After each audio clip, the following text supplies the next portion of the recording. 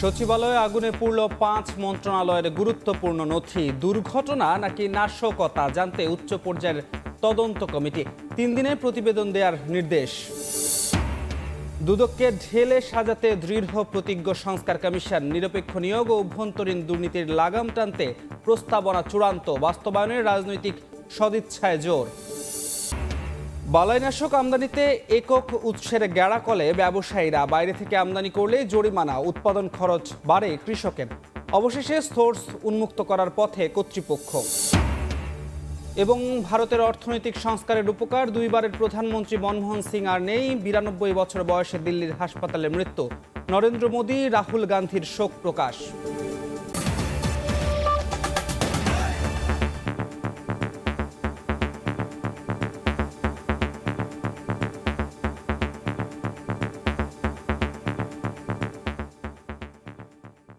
ভোরের সময় সঙ্গে আছি আমি ধ্রুব ব্যানার্জি। প্রশাসনের প্রাণকেন্দ্র সচিবালয়ে ভয়াবহ আগুনে পুড়ল 5টি মন্ত্রণালয়ের গুরুত্বপূর্ণ নথি। গভীর রাতে 7 নম্বর ভবনে লাগা আগুন ফায়ার সার্ভিসের 19 ইউনিটের 6 ঘন্টার চেষ্টায় নিয়ন্ত্রণে আসে। সহায়তায় ছিলেন সেনাবাহিনী, বিজিবি, র্যাব ও পুলিশ সদস্যরা। কাজ করার সময় রাস্তা পার হতে গিয়ে ট্রাক চাপায় এক ফায়ার ফাইটার নিহত হয়েছেন। অগ্নিকাণ্ড দুর্ঘটনা নাকি নাশকতা তদন্তের পর জানা যাবে বলে জানিয়েছেন স্বরাষ্ট্র উপদেষ্টা। আলামিন তুষারকে সঙ্গে নিয়ে মনির হোসাইনের রিপোর্ট।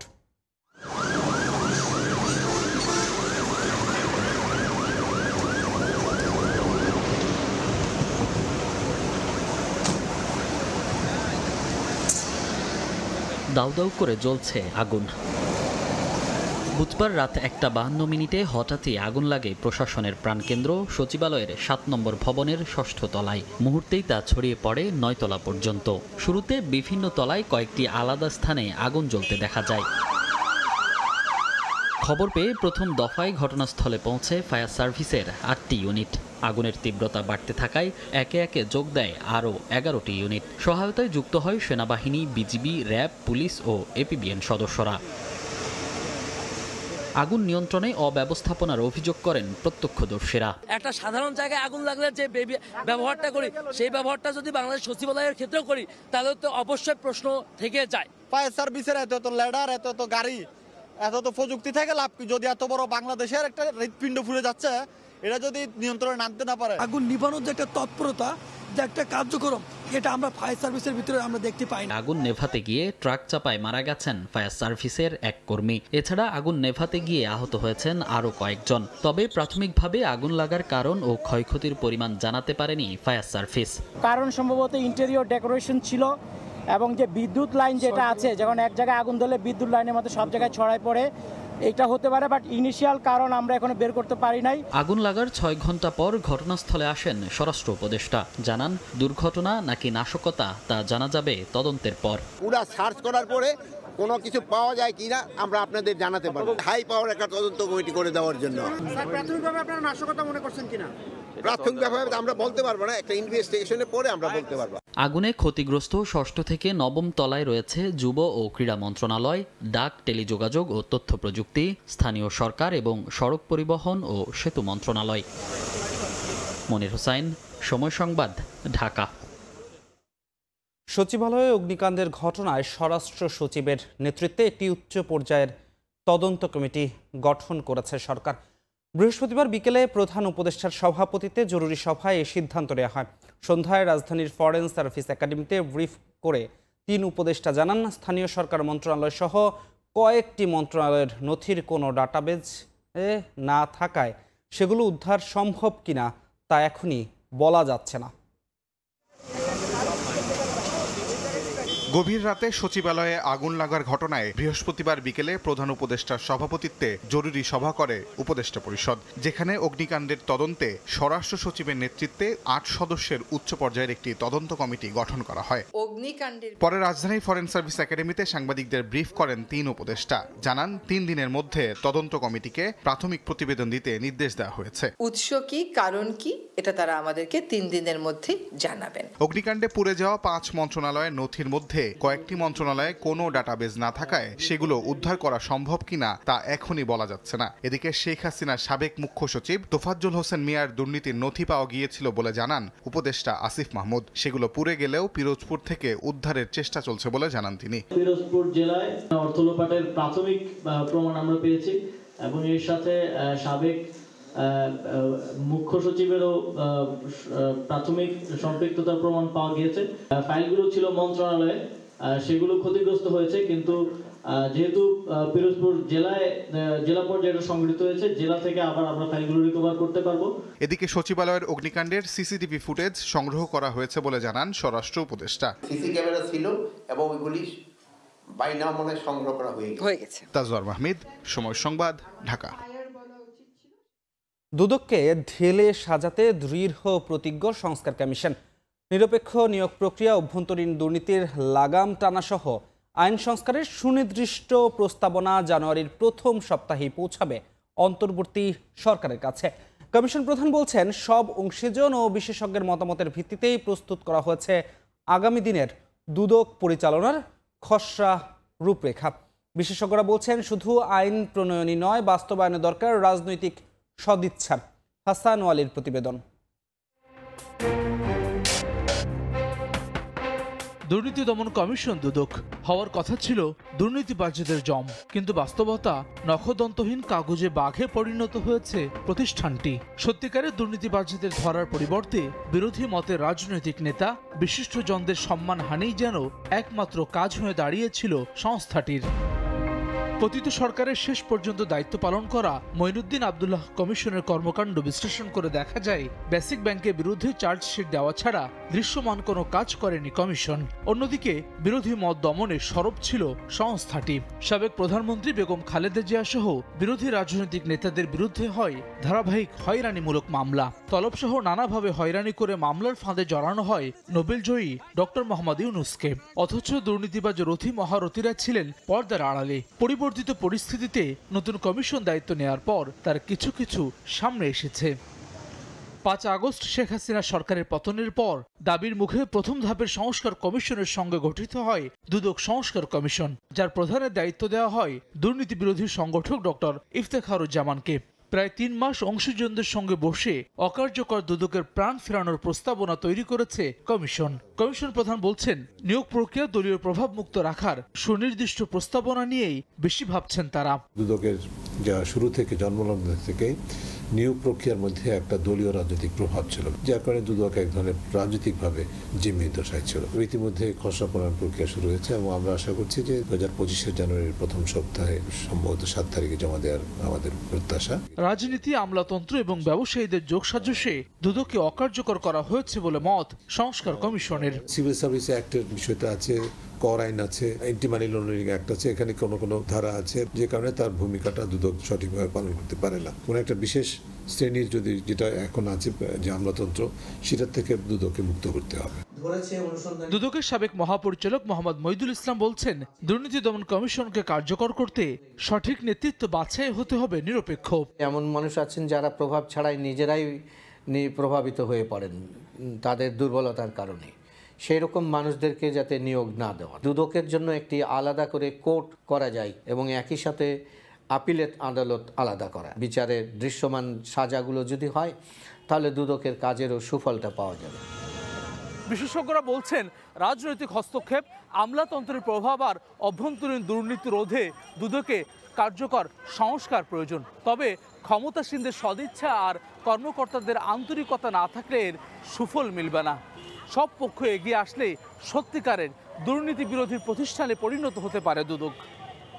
হাসান ওয়ালি, সময় সংবাদ, ঢাকা। বালাইনাশক। কৃষিপণ্য উৎপাদনে যা দিলে খরচ বাড়ে, আবার না দিলে ফলন কমে। 7,000 কোটি টাকার কীটনাশক বাজারের 71% আমদানি করতে হয়, আর তা করতে গেলে একক দেশ একক উৎসের গ্যাড়াকলে পড়ছেন আমদানিকারকরা। বাজার প্রতিযোগিতাকে বৃদ্ধাঙ্গুলি দেখানো বালাইনাশক কারিগরি উপদেষ্টা কমিটি পিটাকের এমন নিয়মে খরচ বাড়ছে কৃষকের, আবার নিবন্ধিত সোর্সের বাইরে থেকে আমদানি করলেই জরিমানা গুনতে হচ্ছে ব্যবসায়ীদের। এবার তাই সোর্স উন্মুক্ত করার পথে স্বয়ং পিটাক। একই পরামর্শ দিচ্ছেন কৃষি অর্থনীতিবিদরাও। ফরহাদুর রহমানের রিপোর্ট। যেটা সবচেয়ে সেন্সিটিভ সেটা হলো পেস্টিসাইড। দিলে খরচ বাড়ে, না দিলে ফলন কমে, দুই দিকেই ধার।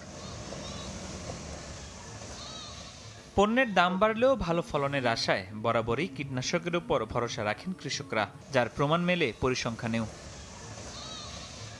কৃষি বিভাগ ও আমদানিকারকদের তথ্য মতে 2023 সালে দেশে বালাইনাশক ব্যবহার হয়েছে 39,000 মেট্রিক টনের বেশি। 5 বছর আগে যার পরিমাণ ছিল 37 থেকে 38,000 মেট্রিক টনের মতো। দেশে দানাদার বাদে তরল ও গুঁড়া বালাইনাশকের প্রায় পুরোটাই আমদানি নির্ভর। ক্ষেত যখন নাকি মনে করেন পোকা আসে, তখন তো আমাদের ব্রেন মনে করেন যে শর্ট হয়ে যায়। পানিটা না আসার কারণ পোকাটা বেশি, এই জন্য হলো কীটনাশক দিন লাগে। সব বিষয়ে কাজ করে না, একটা গ্রুপে বিষ দুবার দিতে হয়, কাজ করে না।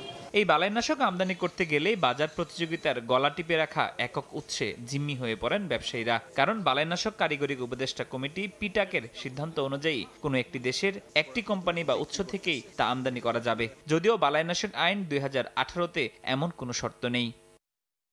কিন্তু একক উৎসের শর্ত মানছেন না খোদ পিটাকের সদস্যের প্রতিষ্ঠানই। এনবিআর এর তথ্য, বালাইনাশক আমদানিকারক একটি কোম্পানি জানুয়ারি থেকে সেপ্টেম্বর 9 মাসে 6টি পণ্য মোট 21 বার একক উৎসের শর্ত ভঙ্গ করে আমদানি করেছে। 2023 সালে 9টি পণ্য 26 বার ও 2022 সালে 10টি পণ্য মোট 56 বার। প্রশ্ন হলো, নিজেদের করা নিয়ম কেন বারবার ভাঙছেন তারা? সোর্স বিষয়কের জটিলতা আছে এবং শুধু আজকে জটিলতা নয়, দীর্ঘদিনের জটিলতা। আমরা এটা নিয়েও কাজ করছি, শুধু মিমটেক্স নয়। রিসেন্টলি আমরা 204টি কোম্পানির প্রায় 476টি কন্টেইনার ছাড় করিয়েছি আমরা, এবং সেটা সমস্ত অফিসে জানি 4 লাখ টাকা প্যানেলটি করেছে, এই প্যানেলটা দিয়ে ছাড় করিয়েছি আমরা সবাই। কৃষকদের ন্যায্য মূল্যে বালাইনাশক সরবরাহ ও প্রতিযোগিতামূলক বাজার তৈরিতে উৎস উন্মুক্তকরণের পরামর্শ দিচ্ছেন এই কৃষি অর্থনীতিবিদ। ওপেন কম্পিটিশন থাকা দরকার, যেখানে আমি কম দামে ভালো বালাইনাশক আনতে পারি, আমদানি করতে পারি, সেই ব্যবস্থাটা উন্মুক্ত থাকা দরকার। 2023 সালে দেশে ব্যবসা করা 8টি বহুজাতিক ও স্থানীয় 693টি কোম্পানি বিভিন্ন দেশ থেকে প্রায় 5,000 কোটি টাকার বালাইনাশক আমদানি করেছে। স্থানীয় উৎপাদন মিলিয়ে বছরে দেশে কীটনাশকের বাজার 7,000 কোটি টাকার কাছাকাছি। ফরহাদুর রহমান, সময় সংবাদ, ঢাকা। চীনের বিস্ময়কর প্রাকৃতিক সৌন্দর্যের নতুন সংযোজন পর্বতের হিমগুহা। প্রবেশমুখ হৃৎপিণ্ড আকারের হওয়ায় পর্যটকদের কাছে এটি হয়ে উঠেছে ভালোবাসার প্রতীক। এ নিয়ে ভোরের সময়ের পরের অংশে থাকবে প্রতিবেদন।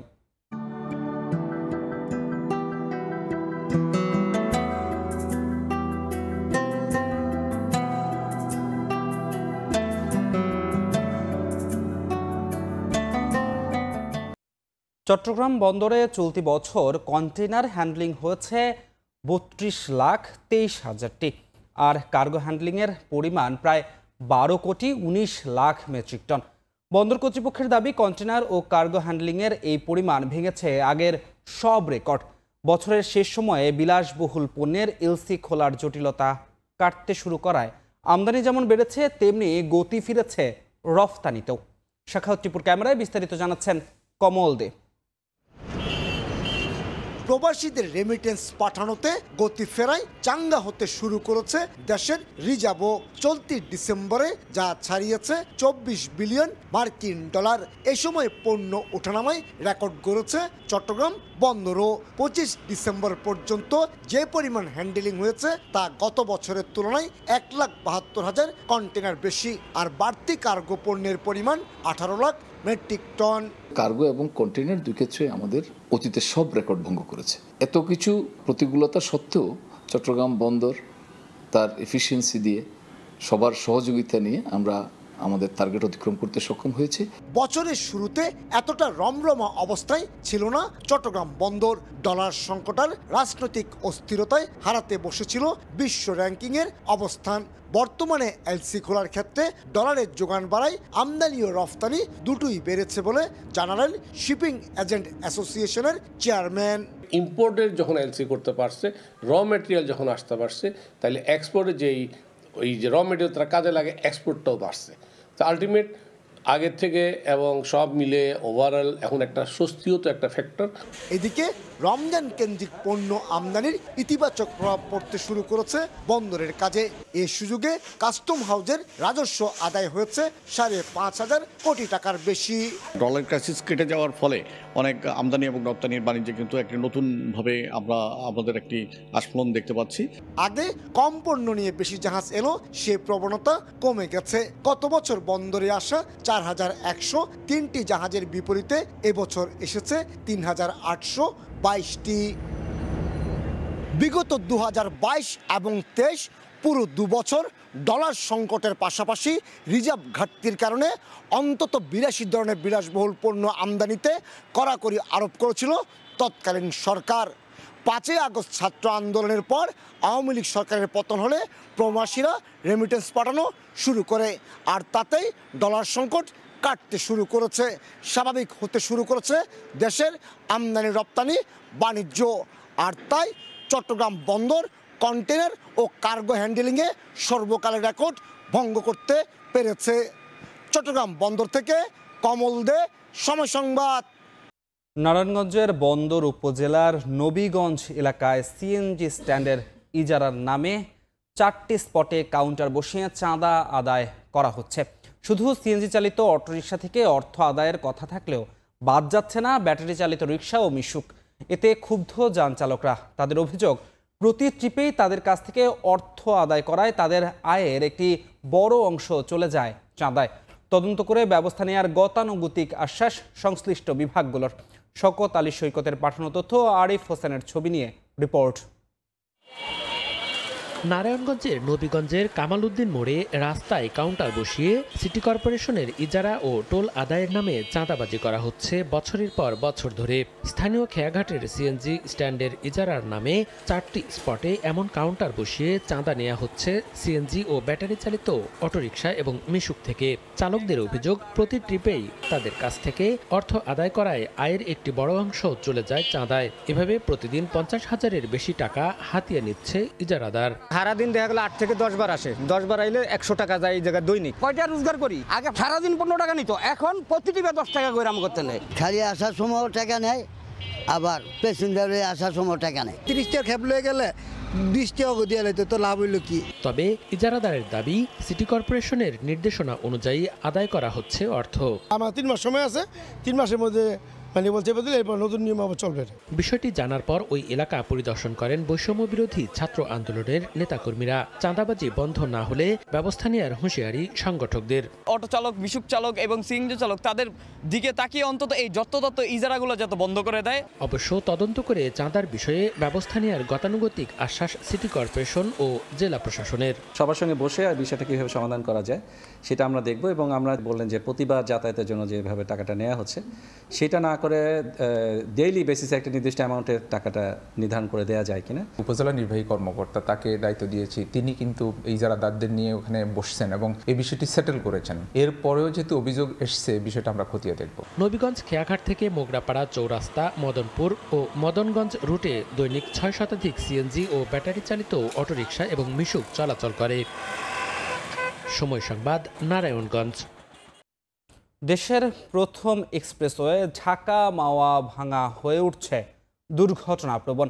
সরকারি হিসেবে 55 কিলোমিটারের এক্সপ্রেসওয়েটিতে এ পর্যন্ত 984টি দুর্ঘটনায় অন্তত 133 জন প্রাণ হারিয়েছেন। পুলিশের মতে ট্রাফিক আইন না মানার কারণেই দুর্ঘটনা ঘটছে। তবে যাত্রীদের অভিযোগ, পরিবহন সংশ্লিষ্টদের অবহেলাই কারণ। আবু সাইদের ছবিতে নাসির উদ্দিন উজ্জ্বলের রিপোর্ট। ঢাকা মাওয়া ভাঙা দেশের প্রথম এক্সপ্রেসওয়ে। সড়কটি যোগাযোগের নতুন মাত্রা যুক্ত করলেও ক্রমেই দুর্ঘটনা প্রবণ হয়ে উঠেছে। প্রশস্ত সড়ক, ফ্লাইওভার, আন্ডারপাস, ইন্টারচেঞ্জ, ধীরগতির গাড়ির জন্য আলাদা সার্ভিস সড়ক থাকা সত্ত্বেও দুর্ঘটনার হটস্পট এখন এক্সপ্রেসওয়ে। গত 22 ডিসেম্বর মুন্সিগঞ্জের শ্রীনগরে আলাদা 6টি স্থানে 13টি যানবাহনে দুর্ঘটনায় একজন নিহত ও 21 জন আহত হন। 5টি দুর্ঘটনাই ঘন কুয়াশার কারণে। পরদিন 23 ডিসেম্বর ঘন কুয়াশায় ধলেশ্বরী 2 সেতুর উপর প্রাইভেট কার ও কাভার্ড ভ্যানের সংঘর্ষে একজন নিহত ও অপর 5 জন আহত হন। ফায়ার সার্ভিস বলছে বেপরোয়া গতির কারণে দুর্ঘটনা বাড়ছে। তবে যাত্রী ও এলাকাবাসীর অভিযোগ, পুলিশ ও পরিবহন সংশ্লিষ্টদের অবহেলায় বাড়ছে দুর্ঘটনা। গতিবেগ 80 কিন্তু গাড়ি চালানো হয় 100-এর উপরে। প্রত্যেকটা গাড়িতে প্রতিযোগিতা করে কার আগে কে যাবে। ড্রাইভার কন্ট্রোল নাই, রাস্তাঘাট ফ্রি বড় করে দিছে। বেপরোয়া গতি কমানো যেত, তাহলে এই দুর্ঘটনা এড়ানো যেত। বেপরোয়া গতিতে গাড়ি চালানোর কারণে আমি মনে করি যে এই দুর্ঘটনা ঘটে। এখানে এটা নিয়ন্ত্রণ নিয়ে আসা দরকার, কারণ এটা নিয়ন্ত্রণ না নিয়ে আসলে, কারণ যেহেতু এখন ঘন কুয়াশা হচ্ছে, নিয়ন্ত্রণ যদি না আসে তাহলে আরো দুর্ঘটনা ঘটার সম্ভাবনা রয়েছে। পুলিশ বলছে যানবাহনগুলো ট্রাফিক আইন না মানার কারণে দুর্ঘটনা হচ্ছে। আমাদের কাজটা হলো দুর্ঘটনা কমানো এবং অপরাধটা কমানো। সেক্ষেত্রে এই ক্ষেত্রে বড় গাড়ির পাশে যদি মোটরসাইকেলগুলো বেপরোয়া গতিতে চলে, এটা আসলে অনেক বড় একটা রিস্কি হয়ে যায়।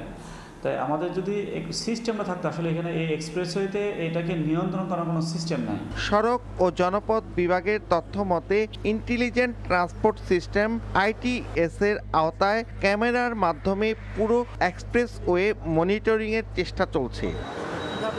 984টি দুর্ঘটনায় 133 জনের প্রাণহানি হয়েছে, আহত হয়েছেন অসংখ্য। মুন্সিগঞ্জের কেওটখালী থেকে নাসিরউদ্দিন উজ্জ্বল, সময় সংবাদ। মাদারীপুরে গ্রামীণ জনপদের অধিকাংশ সড়কই যেন মরণ ফাঁদ। বছরের পর বছর সড়ক দিয়ে ঝুঁকি নিয়ে চলছে যানবাহন। দীর্ঘদিনেও সংস্কার না হওয়ায় প্রায়ই ঘটছে দুর্ঘটনা। অবশ্য গুরুত্ব বিবেচনায় পর্যায়ক্রমে ঝুঁকিপূর্ণ সড়কগুলো মেরামতের আশ্বাস LGEDর। শাহাদাত আকনের ক্যামেরায় সঞ্জয় কর্মকার অভিজিতের রিপোর্ট। হেলে দুলে চলছে 3 চাকার যান, ঝুঁকিতে চালক ও যাত্রী।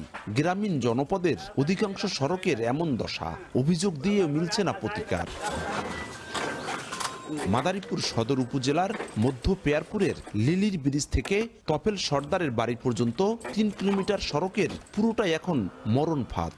1.5 যুগ আগে ইটের সোলিং দিয়ে নির্মাণ করা সড়কটি খানাখন্দে ভরা, ইট ছড়ে সৃষ্টি হয়েছে গর্ত। এতে বাড়ছে দুর্ঘটনার শঙ্কা। রোগী নিয়ে হাসপাতাল যাইতে পারি না, এই পোলাপানি স্কুলে যায়, মনে করেন পাশার খায়, কোনো গাড়ি ঘোড়া যাওয়ার সিস্টেম নাই। রাত 12টা 1টা 2টা কোনো মহিলা পুরুষ ডাক্তার যাইতে চাই, কোনো ভ্যান রিক্সালা যাইতে চায় না। আমরা খুব অবহেলাতে আছি। এটা বুঝে বোঝার নিতে না, এই যে পিছল খাই যে রাস্তা যে সব ভাঙ্গাচুরা, এই প্রায় 15 বছর ধরে এই রাস্তাটা এইভাবে আছে, কোনো কাজ করে না। জেলার 5টি উপজেলার 2036 কিলোমিটার কাঁচা ও 449 কিলোমিটার ইটের সড়কের একই চিত্র। একটু বৃষ্টিতেই কাদা হওয়ায় দুর্ভোগ বাড়ে চলাচলকারীদের। স্কুল কলেজের শিক্ষার্থীরা পড়েন বিড়ম্বনায়। আর কাঁচা রাস্তার সঙ্গে বিভিন্ন স্থানে যতটুকু ইটের সোলিং রয়েছে তাও সৃষ্টি হয়েছে খানাখন্দক। এদিকে 1608 কিলোমিটার পাকা সড়কের বিভিন্ন স্থানে পিচ ওঠায় এখন বেহাল দশা। এলাকাবাসীর অভিযোগ, একাধিকবার সংশ্লিষ্ট দপ্তরকে বিষয়টি জানালেও নেওয়া হয়নি ব্যবস্থা। এতে ক্ষুব্ধ যাত্রী চালক, পথচারী ও স্থানীয় জনপ্রতিনিধি। অগণিত লোক যাতায়াত করে, এই রাস্তার সমস্যা কোনো কেয়ার নেয় না। বলা হয়েছে কিন্তু হারা উদ্যোগ নেয় না, এদিক ওদিক করছে। আমি বিভিন্ন জায়গায় দৌড়াদৌড়ি করছি বিগত সরকারের আমলে। তারা ওই আশ্বাস দিয়েছিল যে আমরা, এই শাহজাহান খান বলছিল যে 25 সালের মধ্যে আপনারা এটা কার্পেটিং করবো, কিন্তু সেই সরকার পতন হয়ে গেছে।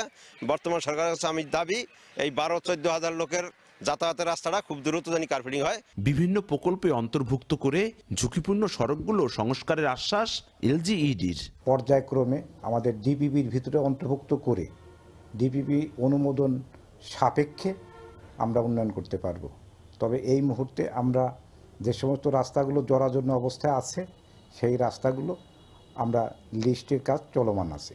গ্রামীণ জনপদের ইটের সোলিং ও পাকা সড়ক নির্মাণের অধিকাংশ কাজ ঠিকাদারের মাধ্যমে বাস্তবায়ন করে স্থানীয় সরকার প্রকৌশল অধিদপ্তর LGED।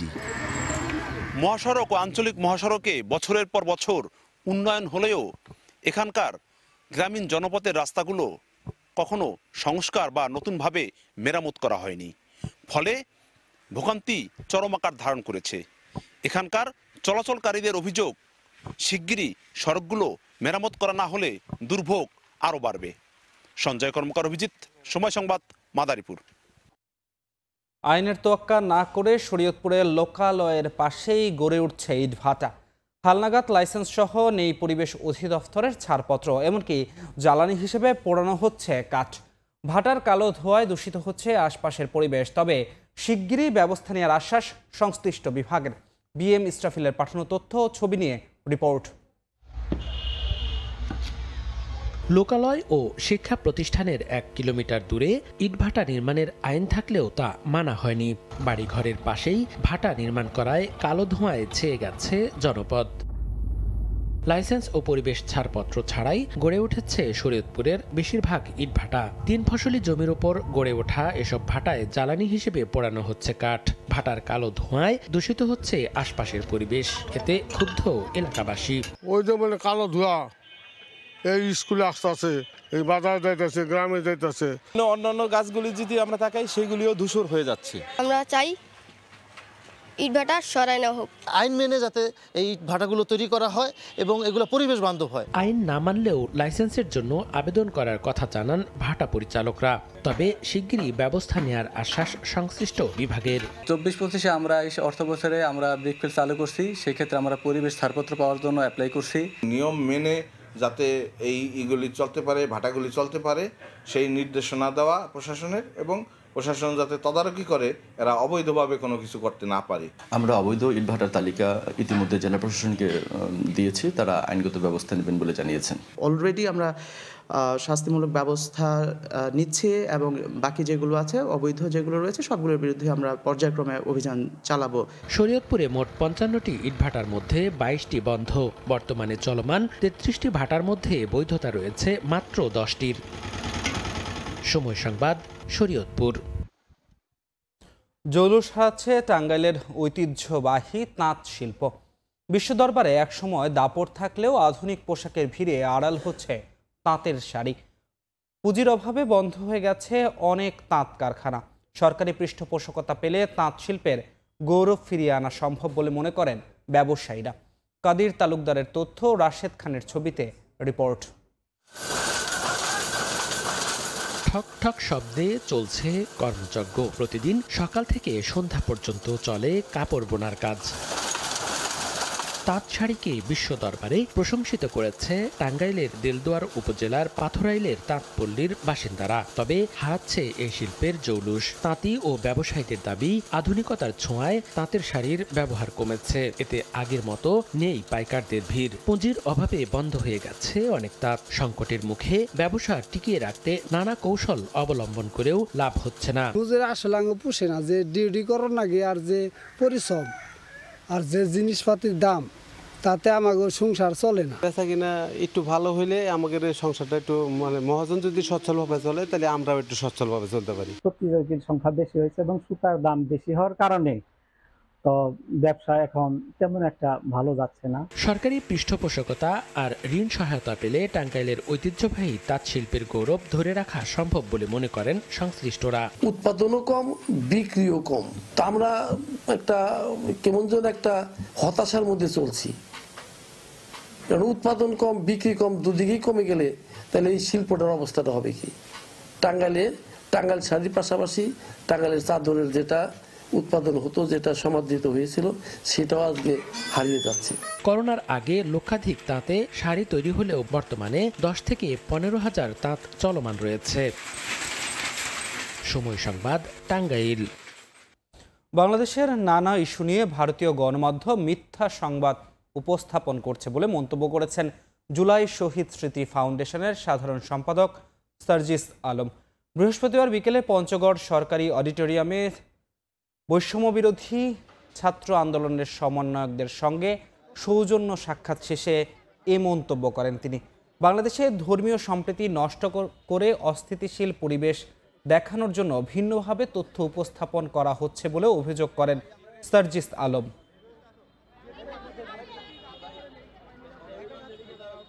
বাংলাদেশের বিভিন্ন জায়গায় বিভিন্ন জিনিস নিয়ে, ইস্যু নিয়ে তারা প্রোপাগান্ডা ছড়াচ্ছে, কিন্তু আমরা আমাদের জায়গা থেকে একটা জিনিস মনে করি যে বাংলাদেশে যতটা সাম্প্রদায়িক সম্প্রীতি আছে তার 10 ভাগের 1 ভাগও ভারতে নেই। এই বাংলাদেশে আমার হিন্দু ধর্মাবলম্বী, সনাতন ধর্মাবলম্বী ভাইরা যতটা নিরাপদ, আমরা যতটা ভাই বন্ধুর মতো থাকি, ওই ভারতে মুসলমানরা কোনোদিন ততটা নিরাপত্তা পায়নি। সচিবালয়ে আগুন এবং আওয়ামী লীগের দোসরদের পুনর্বাসনের প্রতিবাদে বিক্ষোভ মিছিল করেছে বৈষম্য বিরোধী ছাত্র আন্দোলনের কুমিল্লা জেলার শিক্ষার্থীরা। বৃহস্পতিবার সন্ধ্যায় ঈদগাহ মাঠ থেকে শুরু মিছিল পূবালী চত্বর মোড়ে গিয়ে শেষ হয়। এ সময় বক্তারা বলেন, সচিবালয়ে ষড়যন্ত্রমূলক আগুন লাগানো হয়েছে।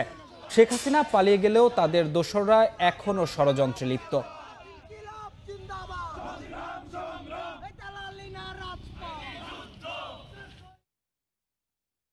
ভারপ্রাপ্ত চেয়ারম্যান তারেক রহমান ঘোষিত রাষ্ট্র কাঠামো মেরামতের ৩১ দফা বাস্তবায়নের লক্ষ্যে ব্রাহ্মণবাড়িয়া বিএনপির সমাবেশ অনুষ্ঠিত হয়েছে।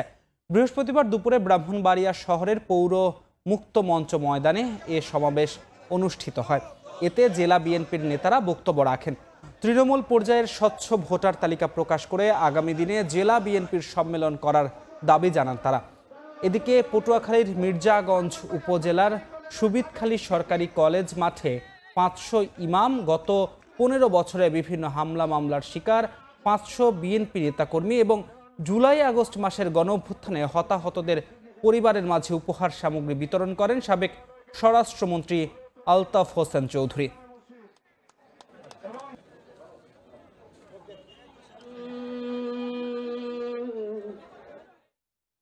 একাত্তরে বাংলাদেশ স্বাধীন হয়েছিল একটি বৈষম্যহীন, গণতান্ত্রিক ও আত্মনির্ভরশীল রাষ্ট্র গঠনের জন্য।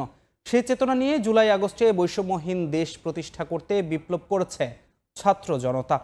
বিজয় দিবস উপলক্ষে TV camera journalist association Chattogram আয়োজিত গল্পে গল্পে মুক্তিযুদ্ধের স্মৃতিচারণ অনুষ্ঠানে প্রধান অতিথির বক্তব্যে একথা বলেন বিএনপি চেয়ারপারসনের উপদেষ্টা বীর মুক্তিযোদ্ধা এস.এম. ফজলুল। এ সময় তিনি বলেন, এখন প্রত্যেকের অবস্থান থেকে ঐক্যবদ্ধভাবে দেশের কল্যাণের জন্য কাজ করতে হবে।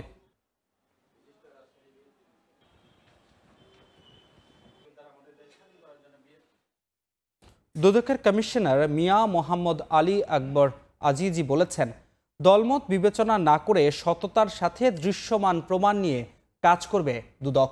বৃহস্পতিবার রাতে নিজ জেলা চাঁপাইনবাবগঞ্জে এক সংবর্ধনা অনুষ্ঠানে প্রধান অতিথির বক্তব্যে তিনি একথা বলেন। বাংলাদেশ মানবাধিকার বাস্তবায়ন সংস্থা জেলার শাখার সহসভাপতি অধ্যক্ষ ডক্টর ইমরান হোসেনের সভাপতিত্বে অনুষ্ঠানের উদ্বোধন করেন জাতীয় কমিটির সদস্য ও জেলা শাখার সাধারণ সম্পাদক অ্যাডভোকেট মুয়াজ্জেম হোসেন মেহেদি।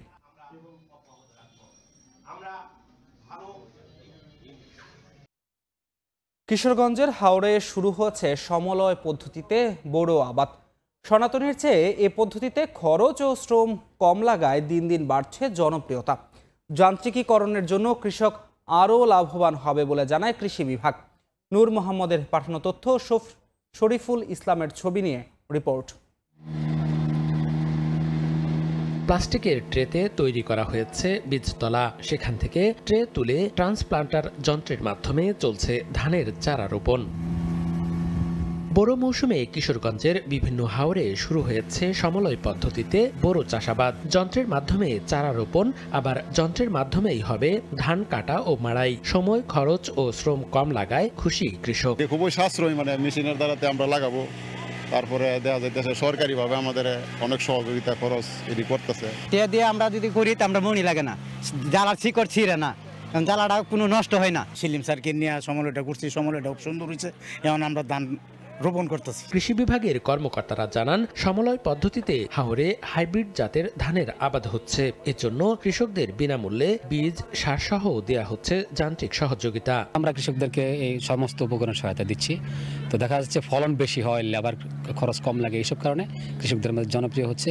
এবং 3টা উপজেলায় আমরা উপকরণ সহায়তা দিয়ে এই প্রদর্শনী বাস্তবায়ন করছি। কৃষিতে যান্ত্রিকীকরণের মাধ্যমে উৎপাদন বৃদ্ধি হওয়ায় দেশের অর্থনীতিতে অবদান রাখবে বলে মনে করেন জেলা প্রশাসক। এটাতে যেটা সুবিধা হবে যে খুব দ্রুত সময়ে একটা নিবিড় পদ্ধতিতে এই যে আমাদের বোরো উৎপাদনের, আমাদের যে ধানের যে উৎপাদন সেটা বৃদ্ধি পাবে। আমরা আশা করছি এতে আমাদের কৃষক যারা আছেন, সাধারণ কৃষক যারা আছেন, তারা উপকৃত হবেন এবং এটা আমাদের আর্থসামাজিক প্রেক্ষাপটে একটা অর্থনীতিতে একটা বিশাল ভূমিকা রাখবে। কৃষি বিভাগের তথ্যমতে চলতি মৌসুমে কিশোরগঞ্জে 1,67,100 একর জমিতে বোরো ধান আবাদের লক্ষ্যমাত্রা নির্ধারণ করা হয়েছে। সময় সংবাদ, কিশোরগঞ্জ। মাদারীপুরে শত্রুতার জেরে নবম শ্রেণীর এক শিক্ষার্থীকে কুপিয়ে জখম করেছে প্রতিপক্ষরা। আশঙ্কাজনক অবস্থায় তাকে পাঠানো হচ্ছে রাজধানীর জাতীয় অর্থোপেডিক হাসপাতালে। স্থানীয়রা জানান, বুধবার দুপুরে সদর উপজেলার জাফরাবাদে নিজ বাড়ি থেকে ব্যক্তিগত কাজে মোটরসাইকেলে তাল্লুক এলাকার দিকে যাচ্ছিল স্কুল শিক্ষার্থী হামিম খান। জাফরাবাদ এলাকায় পৌঁছালে পূর্বশত্রুতার জেরে তাল্লুক এলাকার আলামিন ব্যাপারী লোকজন নিয়ে তার মোটরসাইকেলের গতিরোধ করে। পরে দেশীয় অস্ত্র দিয়ে কুপিয়ে ওই শিক্ষার্থীতে জখম করা হয়। এ ঘটনায় জড়িতদের বিরুদ্ধে আইনি ব্যবস্থা নেওয়া হবে বলে জানায় পুলিশ।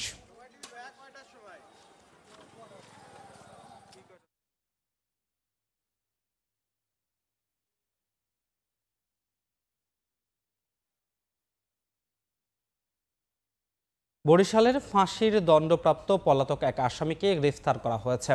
দীর্ঘ 15 বছর আত্মগোপনে থাকার পর বুধবার রাজধানী ঢাকার মধ্য বাড্ডা থেকে তাকে গ্রেফতার করেছে বরিশাল কোতোয়ালি মডেল থানা পুলিশ। পুলিশ জানায়, প্রেমের বিয়ে মেনে না নেওয়ায় মা সুফিয়া বেগমকে হত্যা করে শামীম। মাকে হত্যার দৃশ্য দেখে ফেলায় 7 মাসের অন্তঃসত্ত্বা ভাবি শিমু আক্তারকেও হত্যা করে সে। 2011 সালের 24 নভেম্বর শামীমকে ফাঁসিতে ঝুলিয়ে মৃত্যুর রায় দেন আদালত। এরপর ভুয়া জামিননামা তৈরি করে বরিশাল কেন্দ্রীয় কারাগার থেকে মুক্ত হয়ে 14 বছর পালিয়েছিলেন শামীম।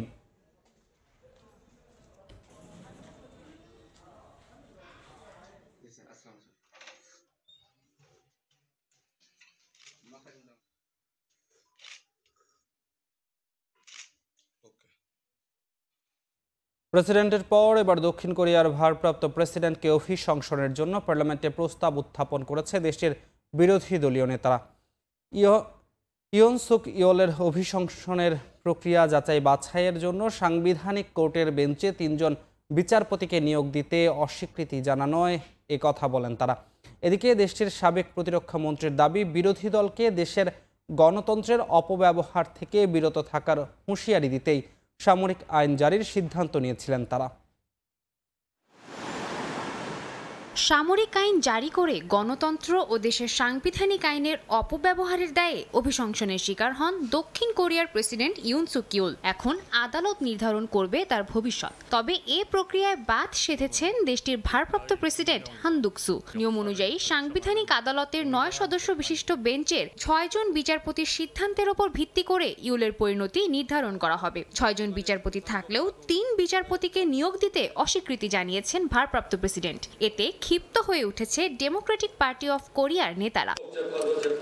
এবার তাই হান দুক-সুকেও অভিশংসনের জন্য পার্লামেন্টে প্রস্তাব উত্থাপন করেছে দেশটির বিরোধী দল। তবে একের পর এক অভিশংসনের প্রচেষ্টা থামাতে তাদের আহ্বান জানিয়েছেন দেশটির ক্ষমতাসীন দল পিপল পাওয়ার পার্টি। তাদের দাবি, এভাবে বারবার প্রেসিডেন্ট ক্ষমতাচ্যুত করার মাধ্যমে সরকার ও প্রশাসনিক কার্যকলাপকে পঙ্গু করে দেওয়ার পথে নেমেছে বিরোধী দল। ডেমোক্রেটিক পার্টির এই অভিশংসনের ঝড় আমাদের সরকার ব্যবস্থাকে নড়বড়ে করে তুলেছে। তাদের এই কার্যকলাপেই প্রমাণ করে যে প্রেসিডেন্টের নয়, তারা সরকার ব্যবস্থা, জনগণের জীবনযাত্রা এবং কূটনীতির অভিশংসন চায়। এদিকে চলমান অস্থিরতার মধ্যেও সামরিক আইনের পক্ষে সাফাই গাইলেন দক্ষিণ কোরিয়ার সাবেক প্রতিরক্ষা মন্ত্রী কিম ইয়ং হুন। তার দাবি, বিরোধী দল যেভাবে গণতান্ত্রিক শাসন ব্যবস্থার অপব্যবহার করে যাচ্ছিল তাতে তাদের হুঁশিয়ারি দেওয়ার জন্য সামরিক আইন জারি করা জরুরি ছিল। এর আগে তিনি এই ঘটনার সম্পূর্ণ দায় নিলেও ইউল ও তার বিরুদ্ধে হওয়া তদন্তকে বেআইনি বলে আখ্যা দেন তিনি। সাদিয়া তাসনিম, সময় সংবাদ। জার্মানিতে বড়দিন এলেও মাগদেবুর্গে গাড়ি হামলায় প্রাণহানির ঘটনায় এখনও শোকে স্তব্ধ গোটা দেশ। প্রিয় শহরে এমন আকস্মিক ঘটনায় নির্বাক হতাহতদের স্বজন ও শহরটির বাসিন্দারা। জার্মানির মাগদেবুর্গের থেকে শোকাহত সাধারণ নাগরিকদের মনোকষ্টের কথা জানাচ্ছেন বিটু বড়ুয়া। যে সময়টাতে নিজেদের সবচেয়ে বড় ধর্মীয় উৎসব বড়দিনকে ঘিরে অফুরান আনন্দে মেতে থাকার কথা, সেই সময়টাতে ছলছল চোখে পরিবার স্বজন কিংবা বন্ধু হারানোর শোকে পাথর জার্মানরা। বড়দিন চলে গেলেও এখনো বিমর্ষ জাক্সেন আনহাল্ট অঙ্গরাজ্যের মাগদেবুর্গ। ঘটনাস্থলের চারপাশে রয়েছে পুলিশের নজরদারি ও দমকল বাহিনীর বিশেষ উপস্থিতিও। আছে হামলায় বিধ্বস্ত সেই ক্রিসমাস মার্কেটটিও। তবে নেই আগের সেই কোলাহল, মেলার হাঁকডাক কিংবা শিশু ও কিশোর কিশোরীদের নাগরদোলায় চড়ার সেই অনাবিল আনন্দ। বড়দিনের উৎসব ভুলে প্রায় সব বয়সী নাগরিকেরা ফুল আর মোমবাতি নিয়ে ছুটে আসছেন ঘটনাস্থলে। অভিযুক্ত সৌদি নাগরিক তালেব আল আব্দুল মহসিনের হামলায় হতাহতের ঘটনায় মুষড়ে পড়েছে মাগদেবুর্গের বাসিন্দারা। এখনো এমন হামলার উত্তর খুঁজে বেড়াচ্ছেন অনেকেই। কেন এমন ঘটনা আমাদের সাথে ঘটবে? আমরা তো শুধু মানুষকে ভালোবেসেই গেলাম, তাহলে কেন আমাদেরকে এত ঘৃণা করবে? আমরা প্রতি বছরের মতো এবারও বড়দিনের প্রস্তুতি নিচ্ছিলাম, কিন্তু সব শেষ করে দিল। ওই দিন আমি এখানে থাকলে হয়তো আমারও প্রাণ যেত। আশা করছি এমন বর্বর হামলায় যেন আর কাউকে প্রাণ দিতে না হয়। এদিকে হামলার ঘটনায় দেশের সকল দণ্ডপ্রাপ্ত অবৈধ অভিবাসীদের তাদের নিজ দেশে ফেরত না পাঠানো সহ গণহারে অভিবাসনের সুযোগ দেয়া নিয়ে দেশটির রাজনীতিকদের দুষছেন স্থানীয়রা। দেখুন, অনেকেই আমাদের দেশে ঢুকে পড়েছে যাদের রুট চিহ্নিত করা মুশকিল, যাদের কোনো বিষয় সত্য মিথ্যা যাচাই না করে আমরা তাদের এখানে সব দিয়ে দিচ্ছি। কিসের জন্য, কার স্বার্থে? এই মেলায় এখানেই আমার বন্ধু বিশেষ পানীয় বিক্রি করত, তাকে কেন মরতে হলো? এর জবাব কে দেবে? আপনি বলুন। এদিকে এমন কাপুরুষোচিত ধর্মীয় উগ্রবাদী ঘটনার পুনরাবৃত্তি এড়াতে সকল ধর্মের সবাইকে মানবিক হওয়ার পাশাপাশি অপরাধীদের শনাক্তে দেশটির আইন শৃঙ্খলা বাহিনী সহ গোয়েন্দা সংস্থাগুলোকে আরও বেশি তৎপর হওয়ার পরামর্শ জার্মানদের। মাগদেবুর্গের ক্রিসমাস মার্কেটে হামলার ঘটনার 5 দিন কেটে গেলেও এখনও শোকে বিহ্বল গোটা জার্মানি। হতাহতদের স্বজনদের দাবি, অভিযুক্ত হামলাকারীর বিরুদ্ধে এর আগে আরও 2টি মামলা ছিল। সেই সময়টাতে তাকে তার নিজ দেশ সৌদি আরবে ফেরত পাঠানোর পাশাপাশি ক্রিসমাস মার্কেটে সার্বিক নিরাপত্তা জোরদার থাকলে এমন মর্মান্তিক ঘটনার সাক্ষী হয়তো হতো না। জার্মানির মাগদেবুর্গ থেকে বিটু বড়ুয়া, সময় সংবাদ। পর্যটনের 52 বছরের ইতিহাসে চলতি মৌসুমে প্রথমবারের মতো 20 লাখ পর্যটকের কোটা পূর্ণ করে ইতিহাস সৃষ্টি করেছে মালদ্বীপ। আর এই ইতিহাসের সাক্ষী ছিলেন অস্ট্রেলিয়ান এক নারী, যিনি তার স্বামী ও 2 সন্তানকে সাথে দেশটি ঘুরতে আসেন। এই উপলক্ষে দেশটির ভেলানা আন্তর্জাতিক বিমানবন্দরে একটি জমকালো অনুষ্ঠানের আয়োজন করে দেশটির পর্যটন মন্ত্রণালয়। খন্দকার ওমর ফারুকের তথ্য ও ছবিতে বিস্তারিত। প্রকৃতির অপরূপ রূপে সাজানো মালদ্বীপ, হাজারো দ্বীপের সমন্বয়ে গড়ে ওঠা দেশটি সারা বছরই মুখর থাকে পর্যটকদের পদচারণায়। আর 52 বছরের ইতিহাসে পর্যটন খাতে ঐতিহাসিক মাইলফলক অর্জন করেছে দেশটি। প্রথমবারের মতো এক মৌসুমে 20 লাখ পর্যটকের কোটা পূর্ণ হয়েছে। এই ইতিহাসের সাক্ষী ছিলেন অস্ট্রেলিয়ান স্বামী ও 2 সন্তানের সঙ্গে মালদ্বীপে ঘুরতে আসা এক নারী, যার নাম অ্যাস্ট্রিড ডিনেগার। ভেলেনা আন্তর্জাতিক বিমানবন্দরে ওই নারীকে মালদ্বীপের পর্যটন মন্ত্রণালয় ও সংশ্লিষ্ট কর্তৃপক্ষ বর্ণিল আয়োজনের মাধ্যমে স্বাগত জানায়। ভাগ্যবান এই অস্ট্রেলিয়ান পরিবারটিকে সাইলেগুন রিসোর্টে 6 দিনের একটি ফ্রি প্যাকেজ অফার করে মালদ্বীপ কর্তৃপক্ষ। সেই সঙ্গে পেয়েছেন বিশেষ উপহারও। পরিবারটিকে স্বাগত জানিয়ে আগামী বছরও লক্ষ্যমাত্রা পূরণ হবে বলে আশা প্রকাশ করেন মালদ্বীপের পর্যটন মন্ত্রী, যা বিশ্বাস করেন সংশ্লিষ্টরা। নতুন আইল্যান্ডগুলোকে নতুন ল্যান্ডস্কেপ হিসাবে করে তারপরে ডেভেলপ করতেছে, কিভাবে পর্যটকদের আকর্ষণ করা যায়, তাদেরকে একটা ভালো পরিবেশ দেওয়া যায়। আমাদের এইখানেও আমরা দেখতে পাচ্ছি যে প্রায় সবগুলা হোটেলগুলোতে, গেস্ট হাউসগুলোতে ওভারবুকিং হচ্ছে। চলতি মৌসুমে 20 লাখ পর্যটকের লক্ষ্যমাত্রা নিয়ে নতুন বছরে 23 লাখ পর্যটক আকর্ষণের লক্ষ্য নির্ধারণ করেছে মালদ্বীপ। সময় সংবাদ, মালদ্বীপ। চীনের বিস্ময়কর প্রাকৃতিক সৌন্দর্যে নতুন সংযোজন জিলিন প্রদেশের চাংবাই পর্বতের নতুন হিমগুহা। প্রবেশমুখটি হৃৎপিণ্ড আকারের হওয়ায় পর্যটকদের কাছে এটি হয়ে উঠেছে ভালোবাসার প্রতীক। পাশাপাশি তিব্বতের জিজাং স্বায়ত্তশাসিত অঞ্চলের পেনবা কাউন্টিতে খোঁজ মিলেছে বিশাল এক হিমগুহার। এই দুটি হিমগুহা একদিকে যেমন পর্যটকদের মুগ্ধ করেছে, অন্যদিকে গবেষণারও নতুন দিগন্ত উন্মোচন করেছে।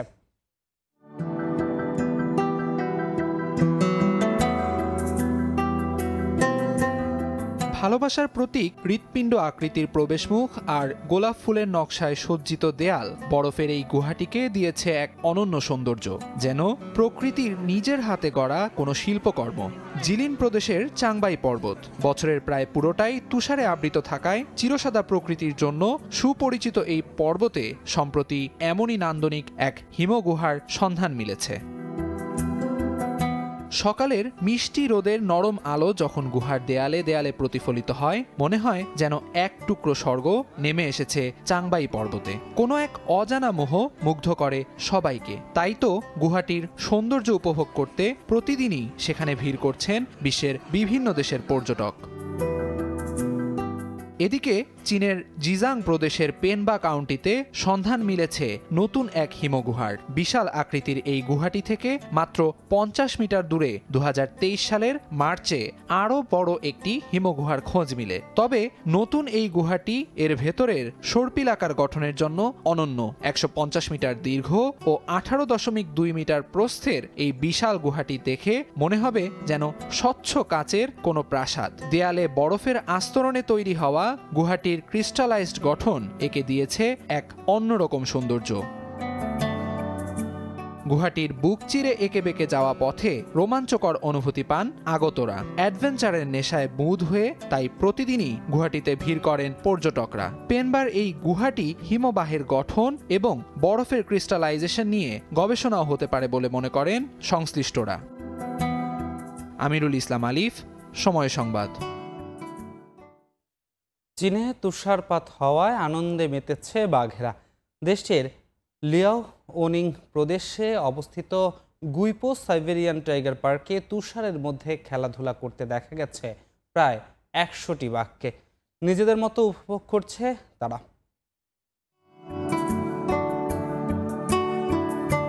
শুধু মানুষ নয়, বাঘেরাও যে তুষারপাত হলে উপভোগ করে তা এই দৃশ্য দেখে বোঝাই যায়। চীনের উত্তরাঞ্চলের শেনইয়াং শহরের লিয়াওনিং প্রদেশে ব্যাপক তুষারপাত হয়েছে।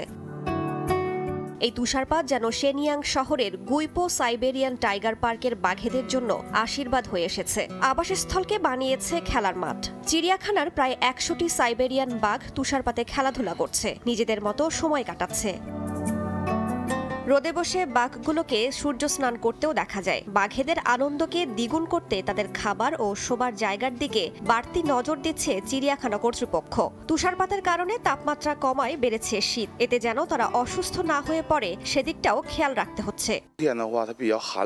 যেহেতু শীত, আমরা ওদের খাবারে গরু ও শূকরের মাংস যোগ করেছি। এগুলো ঠান্ডা প্রতিরোধে সহায়ক। শীতকালে সবকিছু ভেজা থাকে, তাই তাদের ঘরে খড় বিছিয়ে দিয়েছি যাতে ঠান্ডা না লাগে, উষ্ণতা পায়।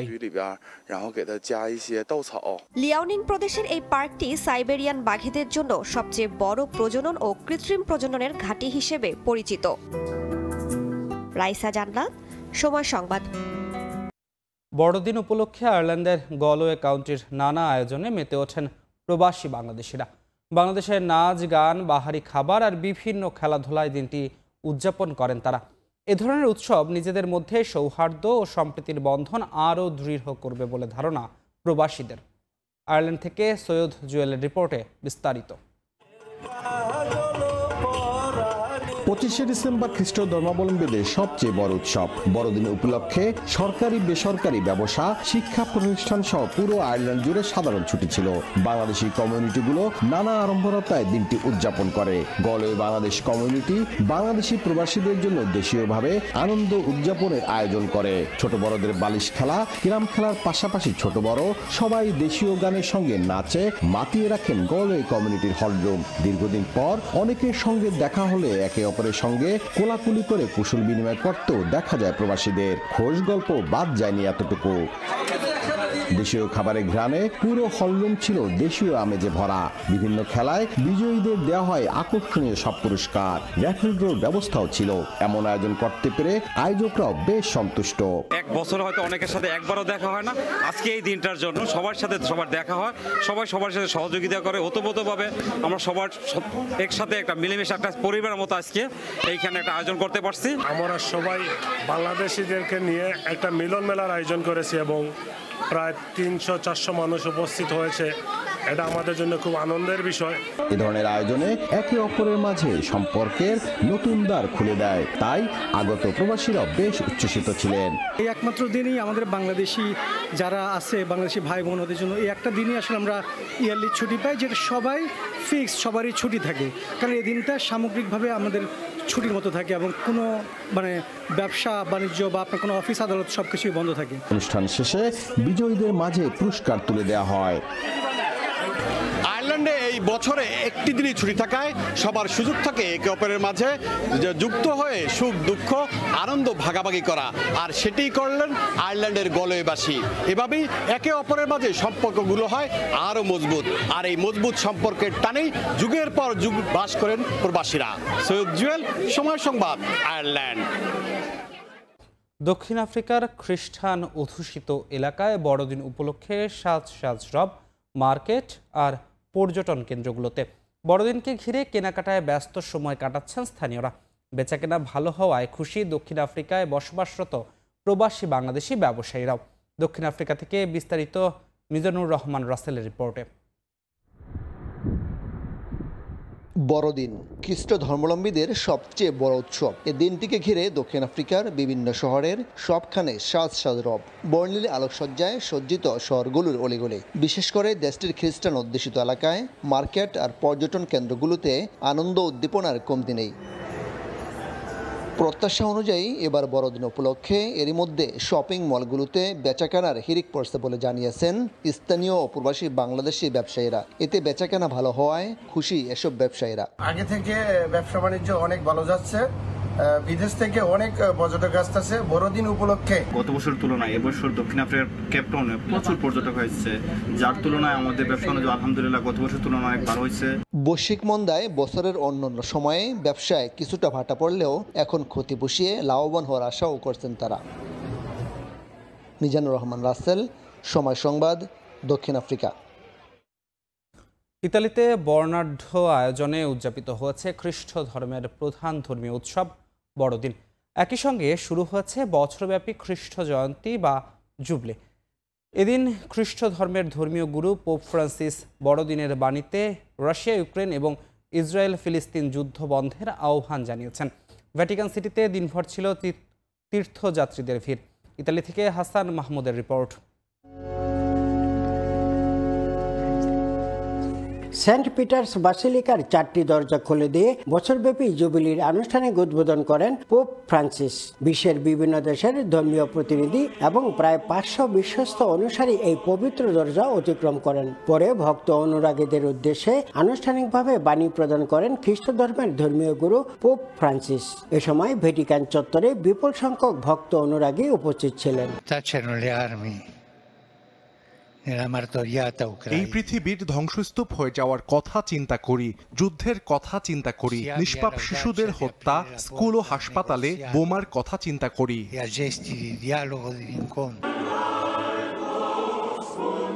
25 বছর পর পাপমোচনের সুযোগ পেয়ে আনন্দিত ইতালীয়রা। এই আনন্দের সঙ্গে যুক্ত হয়েছে বড়দিনের আনুষ্ঠানিকতাও। পোপ ফ্রান্সিস 25 বছর পর পবিত্র দরজা খুলে দিয়ে জুবিলি উদ্বোধন করেছেন। এটা আমাদের জন্য একটি আনন্দের মুহূর্ত। বছর ধরে এই উৎসবের মধ্য দিয়ে আমাদের পাপ মোচন করা সম্ভব।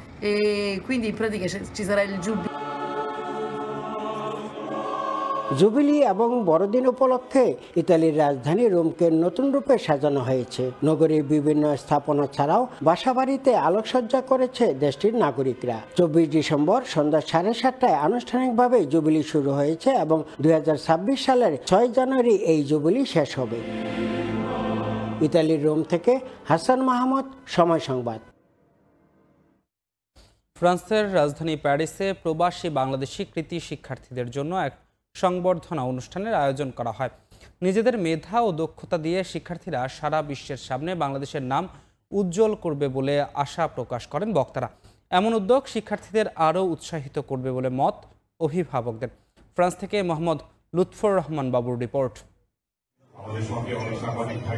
শিক্ষা জীবন শেষে ডাক্তার, ইঞ্জিনিয়ারের পাশাপাশি ফ্রান্সের বড় বড় প্রতিষ্ঠানের গুরুত্বপূর্ণ পদেও বাংলাদেশ ছেলেমেয়েরাই রাজত্ব করবেন। প্যারিসে বাংলাদেশ কমিউনিটি ইন ফ্রান্স কর্তৃক আয়োজিত এক কৃতি সংবর্ধনা অনুষ্ঠানে এমন আশা প্রকাশ করেন বক্তারা। অনুষ্ঠানে আগত শিক্ষার্থীরাও প্রতিশ্রুতি দিয়েছেন ভবিষ্যতে তারাও মেধা ও জ্ঞান দিয়ে বাংলাদেশের মুখ উজ্জ্বল করবেন। রাজধানী প্যারিসের স্থানীয় মিলনায়তনে আয়োজিত এই অনুষ্ঠানে উপস্থিত ছিলেন ফ্রান্সের বাংলাদেশ মিশনের কর্মকর্তাবৃন্দ, স্থানীয় কমিউনিটির নেতৃবৃন্দ ও শিক্ষার্থীদের অভিভাবক সহ অন্যান্যরা। এই সম্মাননা শিক্ষার্থীদের আরো উৎসাহিত করবে জানিয়ে উচ্ছ্বাস প্রকাশ করেন তারা। বিসিএফ আমাদেরকে এই যে সংবর্ধনা দিচ্ছে, এই কারণে আমরা খুবই আনন্দিত এবং আমরা কৃতজ্ঞ। বিসিএফের কাছে আমার এটাই চাওয়া থাকবে যেন এই ধরনের অনুষ্ঠান তার আগামীতেও আরো কন্টিনিউ করে। আমি একজন অভিভাবক হিসেবে খুবই গর্বিত। আমার যে ধারণা যে অভিভাবকরা কিছু দায়িত্ব আছে, তারা পড়াশোনা ঠিকমতো করে কিনা। যে কোনো অর্জনই অনুপ্রাণিত করে জানিয়ে আয়োজকদেরকে ধন্যবাদ জানান ফ্রান্সের মিশন উপপ্রধান। ভবিষ্যতে দূতাবাস থেকেও এমন অনুষ্ঠান আয়োজনের কথা জানান তিনি। আগামী বছরে আমরাও এমবাসির পক্ষ থেকে এদেরকে একটা সম্ভাবনা প্রদান করব। ভবিষ্যতে আরো বড় পরিসরে এমন অনুষ্ঠান আয়োজনের পরিকল্পনার কথা জানিয়েছেন আয়োজকরা। আমাদের বাংলাদেশি মা বাবার সন্তানেরা, বাংলাদেশি বংশোদ্ভূত সন্তানেরা যেন আরো ভালো ফলাফল করে দেশের মুখটাকে উজ্জ্বল করে, সেই জন্য আমরা প্রতি বছর আয়োজন করে থাকি। নানা পর্বের এই অনুষ্ঠানে পরিবেশিত হয় সাংস্কৃতিক অনুষ্ঠান, এতে পরিবেশিত হয় নৃত্য সহ দেশাত্মবোধক গান। মোহাম্মদ লুৎফুর রহমান বাবু, সময় সংবাদ, প্যারিস। সৌদি আরবে নবনিযুক্ত বাংলাদেশের রাষ্ট্রদূত মোহাম্মদ দেলোয়ার হোসেন আনুষ্ঠানিকভাবে দায়িত্ব গ্রহণ করেছেন। সৌদি পররাষ্ট্রমন্ত্রী প্রিন্স ফয়সাল বিন ফারহান আল সৌদের পক্ষে মহাপরিচালক আলী আস সাহরি রিয়াদে রাষ্ট্রদূতের পরিচয়পত্রের কপি গ্রহণ করেন। এ সময় মোহাম্মদ দেলোয়ার হোসেন সৌদি বাদশাহ এবং যুবরাজের প্রতি কৃতজ্ঞতা প্রকাশ করেন। তিনি সৌদি আরবে রাষ্ট্রদূত হিসেবে দায়িত্ব পালনকালে দুই দেশের মধ্যে বিদ্যমান বন্ধুত্বপূর্ণ সম্পর্ক আরও গভীর এবং সুদৃঢ় করার আশাবাদ ব্যক্ত করেন। পরবর্তীতে রাষ্ট্রদূত হিসেবে দূতাবাসের কর্মকর্তা কর্মচারীদের সঙ্গে মতবিনিময় করেন। বলেন, প্রবাসী বাংলাদেশিদের সেবা নিশ্চিত করাই দূতাবাসের প্রধান অগ্রাধিকার। চাঁদপুরে জাহাজে 7 নৌ শ্রমিক হত্যায় জড়িতদের গ্রেফতার সহ 4 দফা দাবিতে মধ্যরাত থেকে সারা দেশে চলছে পণ্যবাহী নৌযান ধর্মঘট। এ বিষয়ে বিস্তারিত জানাতে এই মুহূর্তে চাঁদপুর লঞ্চ ঘাটে আছেন রিপোর্টার ফারুক আহমেদ ও সিরাজগঞ্জের বাঘাবাড়ি নদী বন্দরে আছেন রিপোর্টার রিঙ্কু কুন্ডু। প্রথমেই আমরা চলে যাচ্ছি চাঁদপুরে ফারুক আহমেদের কাছে। দীর্ঘদিন ধরে নৌযান শ্রমিক, বিশেষ করে পণ্যবাহী যে নৌযানগুলো আছে, লাইটারের জাহাজ, অর্থাৎ চট্টগ্রাম এবং মংলা বন্দর থেকে যে পণ্য সামগ্রীগুলো নিয়ে চাঁদপুরের পদ্মা মেঘনা হয়ে নারায়ণগঞ্জ, সিরাজগঞ্জ বা দেশের যে উত্তরাঞ্চলে যে অন্যান্য যেই নৌবন্দরগুলো আছে সেখানে যেই জাহাজগুলো যাতায়াত করে, আসলে সেগুলো যারা শ্রমিক আছে তাদের নিরাপত্তার বিষয়টি নিয়ে দীর্ঘদিন ধরে তারা কিন্তু আন্দোলন সংগ্রাম করে যাচ্ছে। তার মধ্যে কিন্তু গত 23 ডিসেম্বর একটি অনভিপ্রেত ঘটনা ঘটেছে। সেটি হলো চাঁদপুরের মেঘনায় 7 জন শ্রমিককে, যারা জাহাজের স্টাফ ছিলেন, তাদেরকে নির্মমভাবে হত্যা করা হয়। যদিও সেই হত্যাকাণ্ডের সাথে জড়িত একজনকে এর মধ্যে গ্রেপ্তার করতে সক্ষম হয়েছে এবং তার দাবি যে সে ওই জাহাজের একজন শ্রমিক ছিল। ক্ষুব্ধ হয়ে, অর্থাৎ তার বেতন বাধা বা অন্যান্য যে সুযোগ সুবিধা ছিল তা থেকে বঞ্চিত হয়ে সে সহকর্মীদের হত্যা করেছে। কিন্তু নৌযান শ্রমিকরা আসলে এটি মানতে নারাজ। বাংলাদেশের নৌযান শ্রমিক ফেডারেশনের যিনি সভাপতি আছেন শাহ আলম, তিনি জানিয়েছেন যে শ্রমিকদের আসলে নিরাপত্তা নেই। অর্থাৎ এই যে নদীতে যারা চলাচল করে পণ্য নিয়ে, সেই লাইটারের জাহাজের শ্রমিকরা দীর্ঘদিন ধরে তারা অবহেলিত এবং তাদের যে দাবি দেওয়া আছে, বিশেষ করে ঝুঁকি ভাতা দেওয়া, তাদের মধ্যে যে অন্যান্য যে ক্ষোভ আছে, অর্থাৎ বেতন বৈষম্য আছে এবং একই সঙ্গে তাদেরকে যে অন্যান্য সুযোগ সুবিধা দেওয়া, অর্থাৎ তাদের যে নিরাপত্তা নিশ্চিত করা, সেই নিরাপত্তা দিতে কর্তৃপক্ষ ব্যর্থ হয়েছে। অর্থাৎ একদিকে তাদের সরকারের প্রতি তাদের একটা অবহেলা আছে বলে এমনটা তারা অভিযোগ করেছে। সেই লক্ষ্যে কিন্তু এই গত মধ্যরাত থেকে, অর্থাৎ 12:01 পর থেকে তারা কিন্তু পণ্যবাহী জাহাজ যেগুলো আছে সেই জাহাজগুলো চলাচল বন্ধ রেখে তারা আপাতত কর্মবিরতি পালন করছে। তবে এই কর্মবিরতি তাদের কতক্ষণ চলবে সেটি এখনো নিশ্চিত করে জানাতে না পারলেও নৌযান শ্রমিক নেতারা জানিয়েছেন যে তাদের দাবিটা মানা হলে তারা আবার সেই পণ্যবাহী জাহাজগুলো নিয়ে আবারও তারা চলাচল শুরু করবে। তো এই মুহূর্তে আমি যদি দেখাতে পারি যে চাঁদপুরের মেঘনায় বেশ কিছু পণ্যবাহী জাহাজ তারা মাঝ নদীতে নোঙর করে আছে, অর্থাৎ তারা একবারে নদীর মাঝখানে তারা অবস্থান করছে এবং তারা বন্ধ রেখেছে। যেমনটি ভোরবেলা আমরা যেটা জানি যে রাতের অন্ধকারে কিন্তু পণ্যবাহী জাহাজগুলো কিন্তু নদীতে বার্ডিং করে, বিভিন্ন পয়েন্টে তারা নৌযানগুলো থামিয়ে রাখে। সকালে ভোরের আলো ফোটার পর থেকে সেই নৌযানগুলো নিয়ে তারা আবার গন্তব্যে ছুটে যায়। আজকে সেই চিত্রটি একেবারেই পুরোপুরি ভিন্ন, যে কারণে আসলে আমরা বলা যেতে পারি যে এই মুহূর্তে চাঁদপুরের পদ্মা মেঘনা হয়ে যে দেশের উত্তরাঞ্চল সহ রাজধানীর আশেপাশে এবং নারায়ণগঞ্জ, আশুগঞ্জ সহ অন্যান্য যে নৌবন্দরগুলো আছে সেখানে যেই পণ্যবাহী জাহাজগুলো চট্টগ্রাম কিংবা মংলা বন্দর থেকে ছুটে যাওয়ার কথা সেগুলো বন্ধ আছে যতক্ষণ পর্যন্ত তাদের দাবি দাওয়া মানানো হবে। তো এই ছিল আমার কাছে চাঁদপুর থেকে পণ্যবাহী জাহাজ চলাচলের কর্মবিরতি সবশেষ। আমরা এখন চলে যাব সিরাজগঞ্জের বাঘাবাড়িতে, সেখানে আছেন আমাদের সহকর্মী রিঙ্কু কুন্ডু। চাঁদপুরের মেঘনা নদীতে হরিণাঘাট এলাকায় এমভি আল বাকেরা জাহাজের মাস্টার সহ 7 শ্রমিক হত্যার প্রতিবাদ, নিহত শ্রমিকদের ক্ষতিপূরণ দাবি, সেই সাথে নৌ পথে যে চাঁদাবাজি রোধ সহ বিভিন্ন দাবিতে বাংলাদেশ নৌযান শ্রমিক ফেডারেশনের ডাকে মধ্যরাত অর্থাৎ 12:01 থেকে কিন্তু নৌযান শ্রমিকদের যে ধর্মঘট সেটি শুরু হয়েছে। আমরা ভোর থেকে আছি সিরাজগঞ্জের উত্তরবঙ্গের একমাত্র যে নৌবন্দর অর্থাৎ বাঘাবাড়ি নৌবন্দরে। আমরা সকাল থেকে দেখছি যে সকল যে নৌ শ্রমিকরা রয়েছে তারা কর্মবিরতি পালন করছে। এজন্য এই ঘাটের অর্থাৎ নৌবন্দরে যে সকল পণ্যবাহী যে সকল জাহাজ রয়েছে, কার্গো জাহাজ বা তেলবাহী জাহাজ, সেই সকল জাহাজের কিন্তু এক প্রকার স্থবিরতা নেমে এসেছে। পুরো বন্দরে কিন্তু একটি স্থবিরতা চলছে। আমরা জানি যে উত্তরবঙ্গের সবচেয়ে বড় নৌবন্দর কিন্তু বাঘাবাড়ি নৌবন্দর এবং এই নৌবন্দর দিয়ে সার, কয়লা, জ্বালানি তেল সহ বিভিন্ন পণ্য সামগ্রী কিন্তু এই বন্দরে আসে জাহাজে করে। সেই বন্দরটি যে নৌযান শ্রমিক যে ধর্মঘট, সেই ধর্মঘটের কারণে কিন্তু স্থবির হয়ে পড়েছে। শ্রমিকদের সাথে আমার কথা হয়েছে, তারা যেটি বলছে যে চাঁদপুরের যে ঘটনা অর্থাৎ 7 শ্রমিক হত্যাকাণ্ডের প্রতিবাদ এবং তাদের প্রত্যেকের পরিবারকে অর্থাৎ নিহতের প্রত্যেক পরিবারকে 20 লক্ষ টাকা করে সরকারি অনুদান এবং নৌপথ অর্থাৎ এই যে পণ্যবাহী নৌযানগুলো চলাচলের ক্ষেত্রে তারা যেটি অভিযোগ করছে অর্থাৎ নৌ শ্রমিকরা যেটি বলছে যে বিভিন্ন জায়গায় কিন্তু তাদের চাঁদা দিতে হয়, সেই সকল চাঁদা বন্ধ সহ 4 দফা দাবিতে কিন্তু তাদের এই ধর্মঘট এবং তাদের দাবি না মানা পর্যন্ত কিন্তু এই ধর্মঘট অনির্দিষ্টকালের ধর্মঘট তারা চালিয়ে যাবেন বলে ঘোষণা দিয়েছেন। গতকাল আমরা দেখেছি যে এই যে ধর্মঘটের অর্থাৎ যারা প্রচার অভিযান সেটিতে কিন্তু তারা বিক্ষোভ মিছিল সহ বিভিন্ন মিটিং মিছিল করেছে এবং সেই শ্রমিকরা আমরা কথা বলেছি তারা 12:01 থেকে এই ধর্মঘটটি শুরু করেছে এবং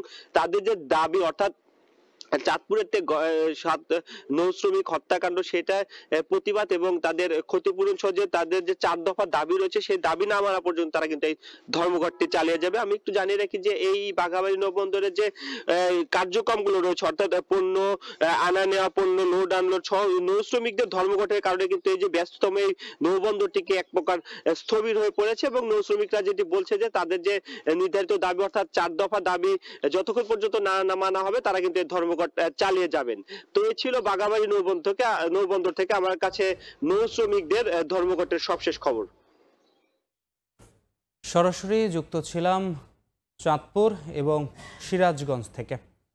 মুন্সিগঞ্জের মীরকাদিম মাছের আড়তে ইলিশের সরবরাহ কম, পৌষের ভোরে চড়া দরে বিক্রি হচ্ছে ইলিশ, এরপরও ইলিশের স্বাদ নিতে উপচে পড়া ভিড়। সেখানে আছেন রিপোর্টার নাসির উদ্দিন উজ্জ্বল, সরাসরি যাচ্ছি তার কাছে।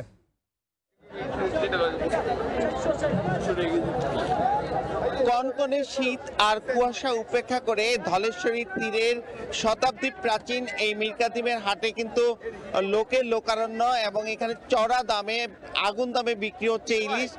প্রতি কেজি ইলিশের দাম কিন্তু হাঁকা হচ্ছে 2700 টাকা দরে, এবং সেই ইলিশের স্বাদ নিতে কিন্তু মানুষের ভিড় পড়েছে। এবং এখানকার যে 45টি আড়ত আছে, এই 45 আড়ত ঘিরে কিন্তু বেচা কিনার ধুম, এবং 2 থেকে 3 ঘন্টায় কোটি টাকার মাছ কিন্তু এখানে বিক্রি হয়। এবং 15টি জেলা থেকে মাছ আসে এখানে। পদ্মা সেতুর কারণে কিন্তু দক্ষিণের মাছগুলো দ্রুত এসে ভোরেই পৌঁছে যায়, এবং সেই মাছের পসরা কিন্তু বসেছে এখানে। এবং সড়ক পথের পাশাপাশি কিন্তু নৌপথেও মাছ আসে, এবং এই নৌপথের এবং সড়ক পথের মাছ মিলে কিন্তু একাকার। এবং এখানকার খাল বিল নদী নালা ছাড়াও কিন্তু এই সামুদ্রিক মাছের পসরা বসেছে। এবং এখানকার যে ইলিশগুলো রয়েছে সেগুলো পদ্মার ইলিশ বলা হলেও কিন্তু এগুলো উপকূলীয় ইলিশ বলছেন সংশ্লিষ্টরা। এবং এখানকার যে ইলিশ মাছের পাশাপাশি অন্যান্য মাছ যে এসছে, এবং আপনারা দেখছেন যে ইলিশগুলো এগুলো কিন্তু বিভিন্ন সাইজের ইলিশ, যেগুলো ছোট ইলিশ 250 গ্রাম থেকে 300 গ্রামের, সেগুলো কিন্তু 600 টাকা থেকে 650 টাকা কেজি দরে বিক্রি করা হচ্ছে। এছাড়াও কিন্তু অন্যান্য যেসব মাছ এখানে বিক্রি হচ্ছে সেগুলোর মধ্যে কিন্তু অনেক ধরনের দেশি মাছ রয়েছে, এবং সেই মাছগুলো লাফালাফি দেখে কিন্তু ক্রেতারা নানাভাবে আকৃষ্ট হচ্ছেন। এবং এখানে যে নদীর পাঙ্গাস সেগুলো কিন্তু 800 থেকে 1000 টাকায় বিক্রি হচ্ছে। চাষের পাঙ্গাস বিক্রি হচ্ছে 140 থেকে 150 টাকায়। নদীর রুই বিক্রি হচ্ছে 700 থেকে 800 টাকায়। চাষের রুই 310 থেকে 370 টাকা। চাষের কাতল 380 থেকে 500। নদীর কাতল 700 থেকে 1000। কার্পু বিক্রি হচ্ছে 150 থেকে 350 টাকা। গলদা চিংড়ি 600 থেকে 1400 টাকা। এবং এই যে মাছগুলো বিক্রি হচ্ছে সেখানে কিন্তু যে শিং মাছ সেগুলোতে যে কাপড়ের যেগুলো মানব দেহের জন্য ক্ষতিকারক সেই কিন্তু রং মিশানো হচ্ছে সেই শিং মাছের মধ্যে। আর এখানকার যে চিংড়ি রয়েছে চিংড়ির মধ্যে জেলি মিশানোর অভিযোগ রয়েছে, কিন্তু এখানে যারা দায়িত্বশীল রয়েছেন তারা কিন্তু এই বিষয়গুলো নিয়ে কোনো কর্ণপাত করছে না বলে মানুষ এইসব বিষ কিনে নিয়ে যাচ্ছে।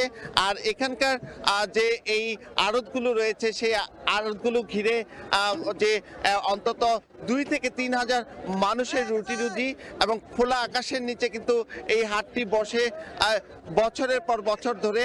আর এই যে নৌপথ সড়কপথ ঘিরে যেই এখানকার বাণিজ্য কেন্দ্র সেখানকার অবস্থা নিয়েও কিন্তু নানা রকম চ্যালেঞ্জ রয়েছে। তো এই ছিল আমার কাছে মুন্সিগঞ্জের মীরকাদিম হাটের সবশেষ। সরাসরি যুক্ত ছিলাম মুন্সিগঞ্জ থেকে। জমে উঠেছে চুয়াডাঙ্গার সরোজগঞ্জের খেজুর গুড়ের হাট।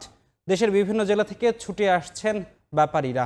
এই মুহূর্তে সেখানে আছেন সহকর্মী মাহফুজ মামুন, যাচ্ছি তার কাছে।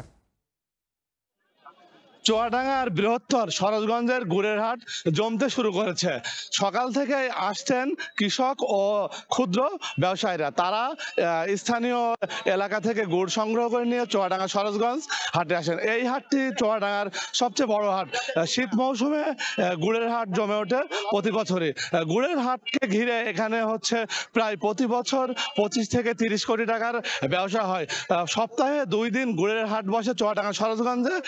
শুক্রবার এবং সোমবার এই 2 দিন সরোজগঞ্জের এই হাটে গুড়ের হাট জমে ওঠে। আলো ফোটার সাথে সাথে হাট জমতে শুরু করে।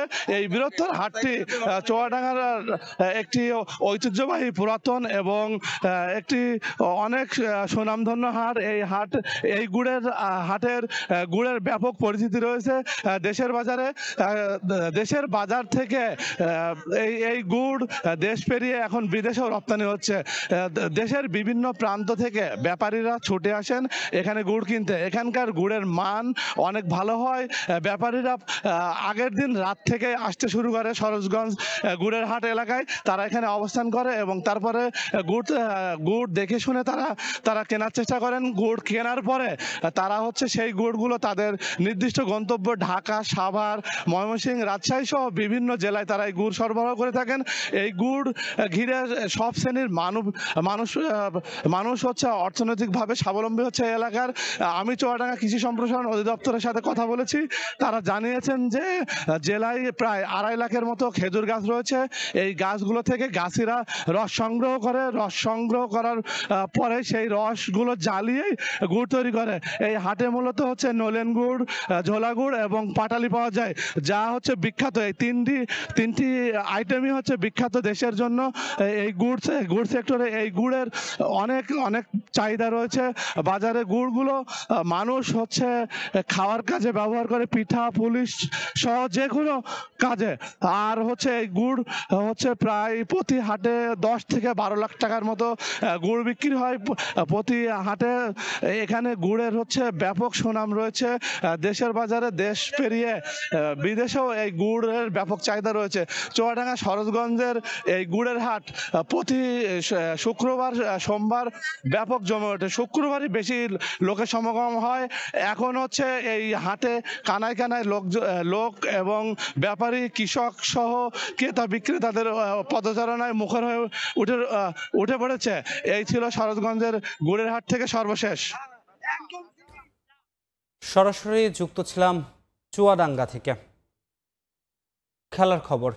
বিপিএলের 11তম আসর সামনে রেখে প্রথমবারের মতো অনুশীলন করেছে ঢাকা ক্যাপিটালস। মিডল অর্ডার আর লিটন দাসের অফ ফর্ম নিয়ে কিছুটা চিন্তায় ফ্র্যাঞ্চাইজি কোচ খালেদ মাহমুদ সুজন। তবে বোলিং বিভাগ নিয়ে কোনো আপত্তি নেই কোচের। প্রথম দিনের অনুশীলনে বিদেশিরা না থাকলেও শিগগিরই তারাও যোগ দেবেন বলে প্রত্যাশা সুজনের। সাকিব না থাকায় বিপিএল কিছুটা হলেও রং হারাবে বলে মত সুজনের।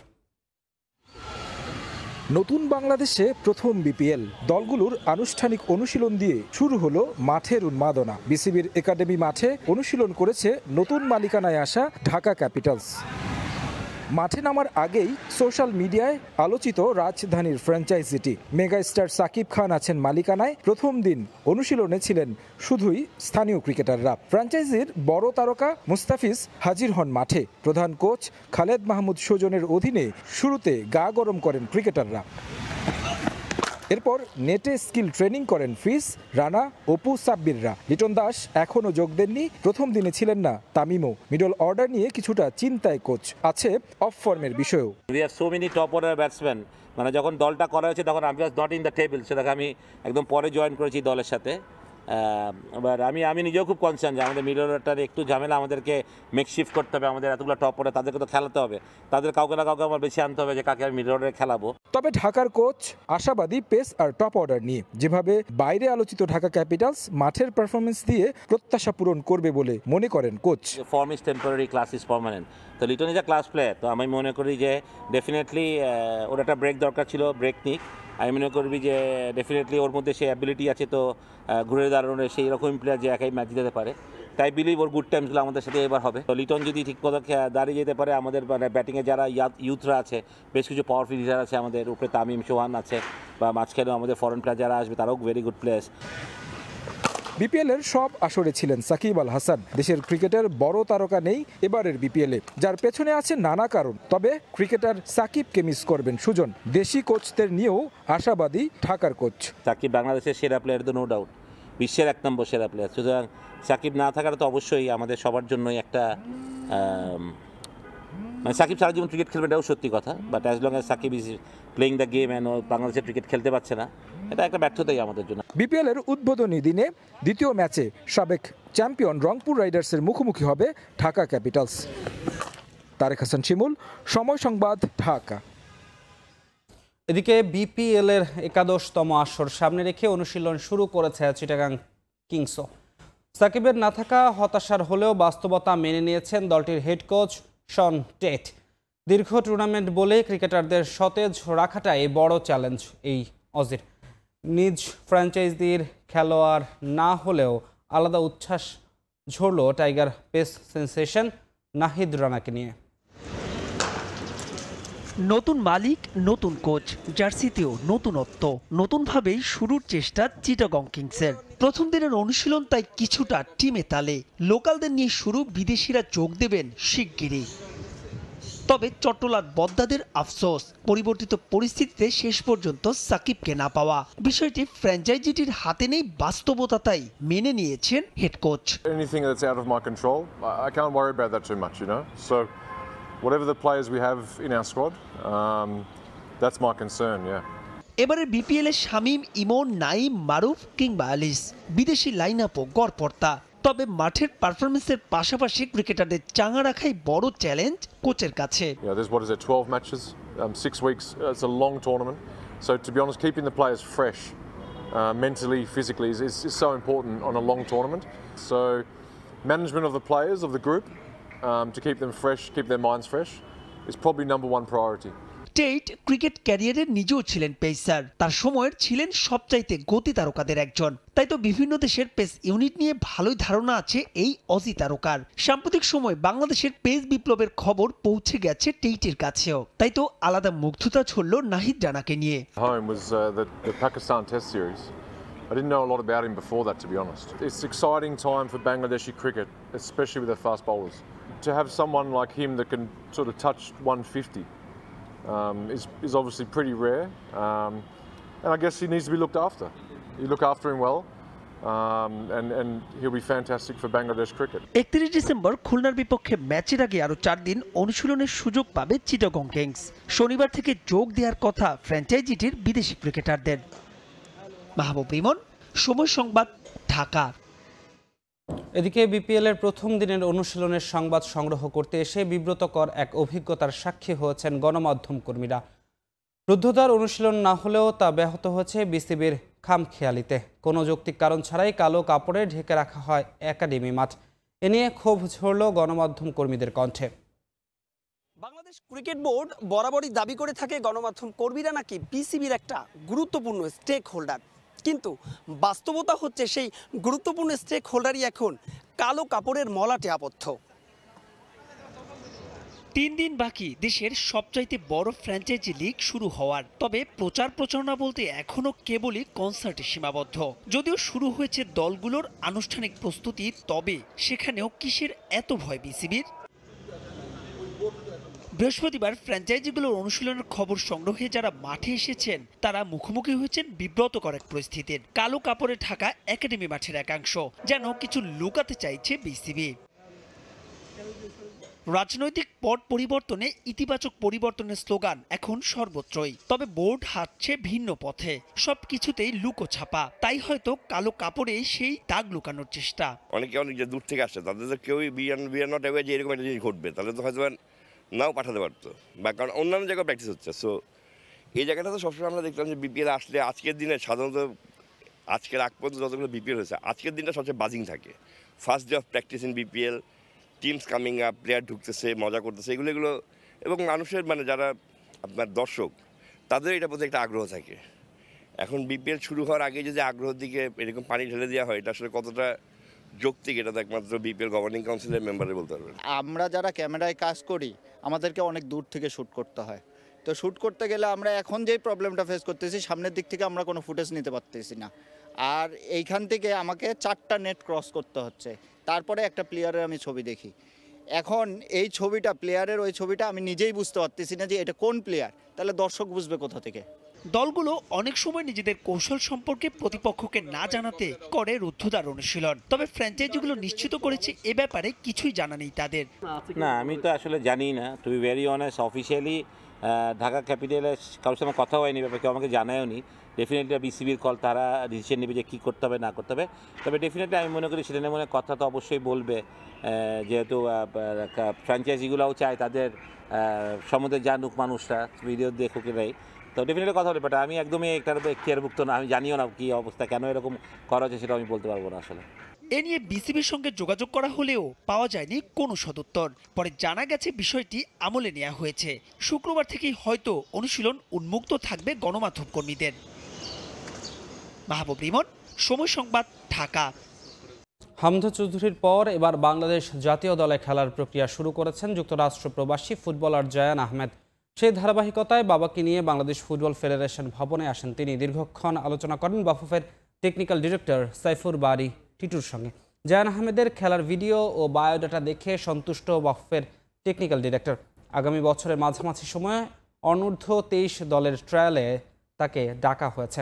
এর আগেই জায়ানের বাংলাদেশি পাসপোর্ট তৈরির কাজ করবে তার পরিবার। দেশের ফুটবলে বইছে নবজাগরণের হাওয়া। কিছুদিন আগে লেস্টার সিটির ফুটবলার হামজা চৌধুরী পেয়েছেন বাংলাদেশের হয়ে খেলার অনুমতি। ইংলিশ প্রিমিয়ার লিগ খেলা এই ফুটবলারকে দেখেই লাল সবুজের জার্সির আকর্ষণ বেড়েছে প্রবাসী তরুণ ফুটবলারদের কাছে। তাদেরই একজন বাংলাদেশি বংশোদ্ভূত যুক্তরাষ্ট্রের ফুটবলার জায়ান আহমেদ। লাল সবুজের জার্সি গায়ে খেলার লক্ষ্যে এই মার্কিন এখন বাংলাদেশে। তার স্বপ্ন এক ধাপ এগিয়ে নিতে বাবার সঙ্গে ফুটবল ফেডারেশন ভবনে আসেন জায়ান। দীর্ঘ সময় আলোচনা করেন বাফুফের টেকনিক্যাল ডিরেক্টর সাইফুল বারী টিটুর সঙ্গে। সেখানে ছিলেন ফেডারেশনের টেকনিক্যাল কমিটির চেয়ারম্যানও। জায়ান আহমেদের জন্ম যুক্তরাষ্ট্রে, বেড়ে উঠেছেন দেশটির ভার্জিনিয়া অঙ্গরাজ্যে। জন্ম প্রবাসে হলেও নিজের শেকড় ভুলেননি এই ফুটবলার। সেই শেকড়ের টানেই ছুটে এসেছেন বাংলাদেশে, প্রতিনিধিত্ব করতে চান লাল সবুজের। আমার বাবা মা তো দুজন বাংলাদেশ থেকে, so I just want to represent my country. আমি বাংলাদেশের জন্য খেলতে চাই because I believe I can help Bangladesh win and just become a better team.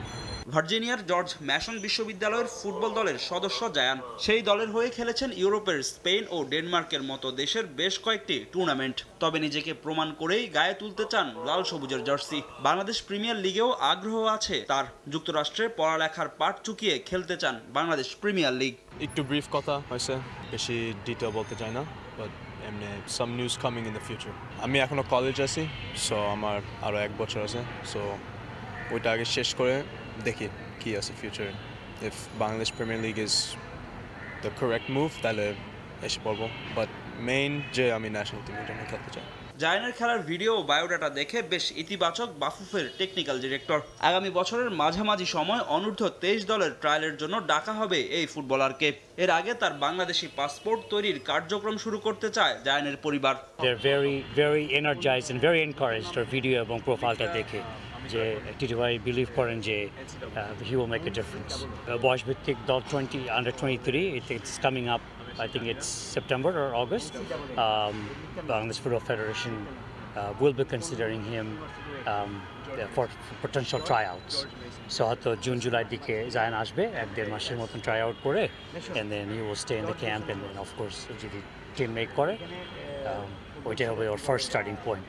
এর ভিতরে আমাদের কাগজপত্রগুলো গোছাতে হবে, সবকিছু রেডি করতে হবে। যুক্তরাষ্ট্র প্রবাসী হওয়ার আগে 90-এর দশকে বাংলাদেশের ঘরোয়া লিগ খেলেছেন জায়ানের বাবা। কোনো এক সময় স্বপ্ন দেখতেন লাল সবুজের প্রতিনিধিত্ব করার। বাবার সে অধরা স্বপ্নই পূরণ করতে চান জায়ান আহমেদ। আমি বাংলাদেশের জন্য খেলতে চাই because I believe I can help Bangladesh. Fahim Islam, Somoy Sangbad, Dhaka. এ পর্যায়ে শীর্ষ সংবাদগুলো জানিয়ে দিচ্ছি আরেকবার। সচিবালয়ে আগুনে পুড়ল 5 মন্ত্রণালয়ের গুরুত্বপূর্ণ নথি। দুর্ঘটনা নাকি নাশকতা জানতে উচ্চ পর্যায়ের তদন্ত কমিটি 3 দিনে প্রতিবেদন দেওয়ার নির্দেশ। দুদককে ঢেলে সাজাতে দৃঢ় প্রতিজ্ঞ সংস্কার কমিশন। নিরপেক্ষ নিয়োগ ও অভ্যন্তরীণ দুর্নীতির লাগাম টানতে প্রস্তাবনা চূড়ান্ত। বাস্তবায়নে রাজনৈতিক সদিচ্ছায় জোর। বালাইনাশক আমদানিতে একক উৎসের গ্যাড়াকলে ব্যবসায়ীরা। বাইরে থেকে আমদানি করলে জরিমানা। উৎপাদন খরচ বাড়ে কৃষকের। অবশেষে সোর্স উন্মুক্ত করার পথে কর্তৃপক্ষ।